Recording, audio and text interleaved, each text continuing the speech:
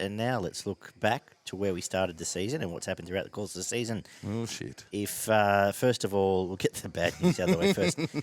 Hold ourselves accountable to let's go right back to our pre-season tips. So at the start of the year, what Greg and Crystal, and salute to both of them who have kept a fantastic sheet for us. There'll be some nice headgear on the way to them at some point in the next few weeks.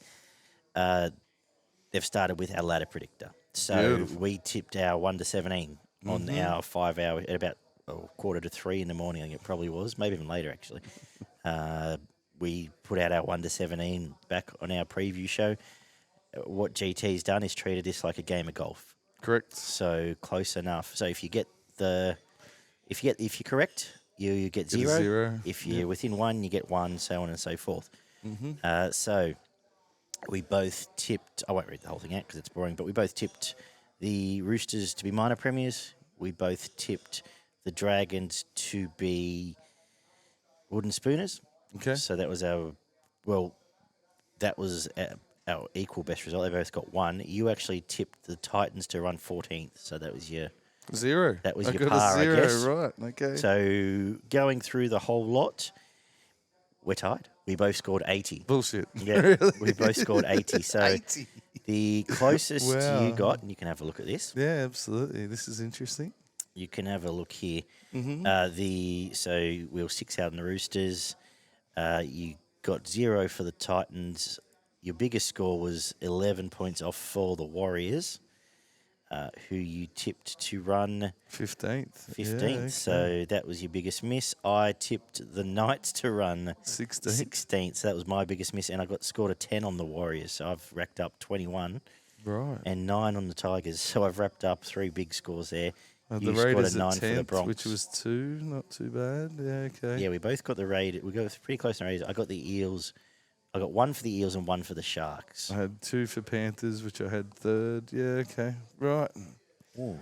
So how the hell did we both end up on 80? I know. That's Pretty ridiculous. incredible, but we were... So we might do a. I think in next year we'll get it out a couple of weeks before the competition starts, and maybe take right in. take 10, closest to pin. take maybe 10 or 15 people together, and we'll put a competition together and get a bit of merch or something as the prize, and do an over and unders of. You tip your whole 17, and as we've just gone through the scoring here, however far away you are from where you tipped to where they finish on the ladder, you gain a point for every position away from where they end up, So and we'll do an over and unders closest to the pin. A ladder golf. Yeah. I think of a better name than that. Now, from our tipping week in, week out, he's kept Every the week. totals on first try scorers, Yep. man of the matches, and margins. So you on first try scorer, I was right on 12 occasions across the season. Which seems quite low, but wow, I'm terrible. That's out of 8. about 200. It's out of I think it's 256 games or something. Wow. So you got 8. Fantastic. Man of the match, I was 29. You were 25. Okay. And margins, or big win, little win, however you want to call it. You were 73-72. Oh, So you won by a point. But overall, I've won 113 to 106 very on good. the tips out of, 300 and 600 or something. Fucking 750. Yeah. Yeah, Good. so there we go. Now, our Daggy M Awards for our Player of the Year. So we'll put this up on Facebook and get all the weird-ass commentary about saying how do we pick him or pick him, but this is purely a 13 3, 2, based off 3-2-1 that we give out after every game. Yep. And this is do you want to do the team of the year first or the countdown? Yeah, do the team of the year. Team of the year. So this is without points. This is the 13 we've come up with. So it gives you an idea of where the top headed. Fullback, Reece Walsh. Mm-hmm. The wingers are Dom Young and Jermaine Azarko. Happy with that. Centres are Dane Gagai and Val Holmes. Now, with the centres, he had to go somewhere down to into the 30s to find them. Yep. So he's picked people who are in the position. Obviously, we haven't treated Latrell as a centre. We haven't treated. No. And for the record, he did ask whether Kalen Ponga counted as a fullback. I said no. As a 5'8". As a 5'8", sorry. Yeah. No. I said no. So Cody Walker was our 5'8" of the year on points. People are going to scream about that when I put this graphic up. But He killed it early in the year. he did have a good start of the year. Ponga was would have won 5 out of the year had he been there, but all his wasn't points, playing 5'8" all his points came at fullback. when he got points. Sean Johnson, halfback of the year. Yep. Payne Haas and Fanua Blake, the props. Harry Grant was hooker of the year, which was a bit of a surprise to me, but Not particularly. I'm not unhappy about What it. other hookers were scoring Well, points, really? apparently Appy didn't score many, and obviously doesn't help when your team gets beat by 40 every week. No. Cook had a quietish year. It wasn't a great deal. I think actually would suggest if Wade Egan stayed fit, Yeah. would have gone close to pitching Or that one. the Dolphins fella. Oh, yeah, Marshall King. I Marshall think they were King, both yeah. probably would have run one too, actually. Our back row is Fafita and Nakora. And have a guess at who was locking the scrum. Carrigan. Tohu. Tohu Harris. Yeah. Yeah, no, fair call. But he ended up grabbing that. Now, I'll run through the top 25-ish. It was going to be top 20, but there's some points across the park. Okay. Hotly contested was both obviously the back rowers and halves battles. If you work up from the bottom here for our top 20 for players of the year according to our Daggy M votes, at 24th was Ben Hunt and Cody Walker on 13 points. At 23rd was Jermaine Hopgood on 14 points, who, if he didn't really he tailed off at the back end of the year, probably could have polled higher in another world. 20th, all on 15 points, was Mitch Moses, Jerome Hughes, and Joseph Tarpanay. Okay. Equal 17th, all on 16 points, was Adam Reynolds, Patrick Carrigan, and James Tedesco. Right. Equal 15th, both on 17 points, was Corey Horsburgh and Isaiah Yeo. Equal 12th on 18 points was Clint Gutherson, Adam Fanua Blake, and Nathan Cleary, who is the highest polling Panther. So people can get angry about that as well. They all steal points off each other. 100%. And Nathan was out for a fair chunk. Yeah. At equal 10th is Latrell Mitchell and Scott Drinkwater, both on 19 points. Right. At 9th, on 20 points, polling quite well for someone who, by his own admission, probably hasn't the greatest year, is Harry Grant. At 8th, 21 points, is Tohu Harris. At 7th, on 23 points, is Nico Hines. Equal 5th, both on 24 points. And there was only, 8 points covered this top 10. Equal 5th was DCE and Kalen Ponga, both 24 points. At 4th, Reece Walsh on 25 points. Okay, I thought he might have been a fraction higher. Do you want to have a crack at who's going to No, keep going. At 3rd, 26 points, is Sean Johnson. At 2nd, on 27 points, is David Fafita. Okay. Yep. And 1st, and our 4th Daggy M Medalist, on 28 points, is Payne Haas. So, congratulations, Payne. I'm sure it means a lot to you. I'll buy you a beer next time you're in town. I'll send him a hat. So that's it. I think it shows, just how much certain players mean to certain sides as well. Because there's, a lot of teams that take points off each other and all the rest of that kind of stuff. But, David Fafita, absolute standout for the Titans. Payne Haas, absolute standout for the Broncos. Nico, absolute standout for the Sharks and probably got to 7th and really should have been maybe 15th or 20th. But, it just shows how much they mean to their team week in and week out. So I do have the full list here. If you want to, do you know anyone outside that might have finished up? Was there any shocks in there? You didn't mention Carrigan, did you? Carrigan was equal 17th. 16 he was points. in the top 20 odd. The highest polling DCE centre. was a bit lower than I thought. I was a little bit shocked by that. I can't. Well, not and shocked. Sean Johnson. I was actually surprised about Harry Grant. That was the one I was that caught me a little bit off guard. But he did have a run there, about 5 or 6 games where he was close to the best player on the field. So and where everyone else was. It only takes 6 or 7 games, and then you're up around the 20 points. Exactly. So. As mentioned earlier, Gagai was the highest scoring centre. Fogarty, Nicola, Dom Young, all about 11 points. Dylan Edwards, 10 points. I'm just looking back through ones that people might bring up. Tuo 10, who missed a lot of footy. Appy Coruscant, 10 points. Mo. Nicola on 11 points. How did he get back row? Don't tell me he's done it again here. Oh, second row. So the rest are all locks. Hopgood's not. Hopgood was back He's row. treated wasn't him he? as a lock. Treated him as a lock. Fair enough. Horsburgh, I think he's treated as a... He was a second rower He's or a a front second rower. rower. So you've done it again here, GT.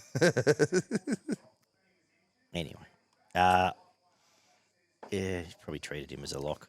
That's fine. Not too upset about it. Bit of Sharks bias coming through there from our statistician. I thought Mo and Preston might have been higher. They're both Yeah.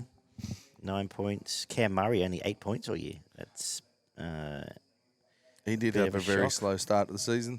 You got to remember that some of these games where they were close to the best player on the field, they just get shaded by 2 or 3 players, and you end up getting 1 or no points. Where, a different eye may have given them 3 or 2. So exactly. Oh, I'm not outraged by it at all. I'm just I thought is it what was it a is. pretty solid list, to be honest. Absolutely. So that is how we've seen the season it was. Yeah, Walsh was probably the one that surprised me the most, to be honest. Getting Thought he in would have there. been right up there. Yeah. But, Well, he was 4th. He only missed by 3 points. yeah, true. And fullback of the year. But that's how we've seen the season. That's how we've tipped and how we've judged NRL 2023. We'll keep one more job for you, Greg. We've got player of the finals to get through. We've got to give out a couple of other, I guess, Of the year awards. opinion awards. Well, 3 really. The 3 Right. you'd expect. Where are you going to start? Let's go Rookie of the Year. Rookie of the year. Probably know where I'm going, but I know exactly where you're going. You but it's pretty state good. your case first, and then I'll go. I'm Because gonna go mine's a with- bit left field. that's fine. I'm going to go with Jareem Buller because without the Tigers, and I know they ran last, without him in there, they lose some of those games by further. Absolutely. And I think there's tremendous upside, and he's done he was their Player of the Year. So I think he's burst on the scene. I'm terrified because he has second-year syndrome written all over him being in a club like that. So I'm terrified. I'm going to give honourable mentions to Ruva, who I believe qualifies. I think he's very unlucky. And look, Hopgood, I would have had Hopgood and Preston would have had higher, but Hopgood's not a rookie, is he? I've seen him in some lists. But if he's not, Okay. then we disregard. But Jacob Preston would have. Thought he was out of it. Most years, Jacob Preston would have been Oh, yeah, particularly absolutely. unlucky not to Jacob be awarded Preston- mine. How have you seen this? Jacob Preston is one that definitely should be on that list. There was another one that I was thinking of that And Khan Pereira, while being exciting, Yeah. Too many games where not a lot happened. yeah. Mine is Suni Taruva. Yeah. Qualifies, has been around for 3 years now, but only played 3 games in the previous 2 years. So technically he qualifies, and I'm pretty sure he'll be the man that ends up taking out the award at the NRL. I think he's had 24 games this year. The last 6 weeks for mine, he has been close to Penrith's best player on the field. He's been running for over 200 metres week in, week out. He's taken I think he's gone out of his way to make it a competition with Brian To'o, who gets the most running metres every week. He has only scored about 11 tries, but they have been a little bit more dominant towards the right-hand side, and they have had Peachy in there for large parts as well. He does not like to pass the ball to his winger, which has hurt him a little bit. But a massive career ahead of this young fella. If he's not in a team, it's going to be interesting next year. You get young May come back in there, who had the position in front of him. I forgot about him, yeah. He's going to need to find. He needs to be playing first grade fullback, There's first grade wing, There's a centre spot position. Yeah, opened up for but he Terrell. needs to be playing first grade every week for a club. Yes. Going forward from now on, he's got pace. He's got some physicality about him, and he doesn't mind doing the dirty stuff as well. So, yeah, for mine, it's Suni Taruva. Who is your buy of the year? Jerome Hopgood. I think from what he's come from Penrith, he's come across. He was the backbone of that Parramatta pack for large parts of this year.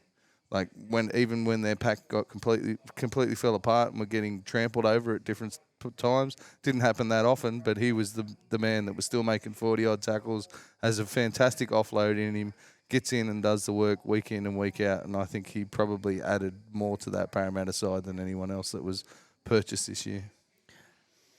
I can't go past Reece Walsh. Mm-hmm. He's been phenomenal and should be the Australian I forgot fullback. about Reece Walsh. I believe they've said Teddy will, but he should be the Australian fullback. He's added something Brisbane didn't have last year, and 100%. From where he's come from at the Warriors. Yeah, he has just fit right back in and has been. He's one of my favourite players to watch. And when he's on, he just lights up. And as I've said lots of times, he's had games where on another night he 4 nearly tries scores and 3 4 tries. assists, and he does those sort of games himself. Yeah. They haven't quite clicked yet, but we know it is going to come at some There point. will be a game where he will dead set score 20-odd points and set up 20 just off his own bat. Exactly. And it'll be in like a 20-minute period. Yeah. And everyone will be going, it's the second coming.